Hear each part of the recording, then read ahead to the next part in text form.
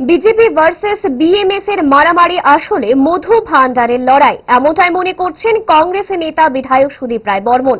ধর্মনগর কাণ্ড নিয়ে ধর্মনগরের বুকে দাঁড়িয়ে শাসক বিরোধীদের তোপ দাগলেন কংগ্রেসের বিধায়ক সুদীপ রায় বর্মন। কি বলছেন কংগ্রেসের বিধায়ক শোনাবো।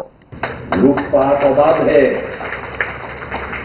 কেলেঙ্কারি, একটার পর একটা সর্বদিক দিয়ে কেলেঙ্কারি, কম্পিটিশন লেগে যায়। সকালবেলা কে কত টাকা আজকে দিন রোজগার করবে, প্রত্যেক দিন সকালবেলা উঠে চোখটা কুচলিয়ে কার মাথায় আঘাত আনা যায়, কার জমি হড়প করা যায়, কোথেকে কমিশন বাণিজ্য টাকাটা হাতটা তোলা যায়। এই যে ধর্মনগরে যে এই যে বিএমএস ভার্সেস একটা গ্রুপের মধ্যে যে মারামারি, টিকিয়ে বকরা, এটার সামনে এটাও বকরা, যেটা অক্ষর আছে এটাও বকরা, শুধু মাল মাল মাল। এইটা কম্পিটিশন সারা রাজ্য জুড়ে।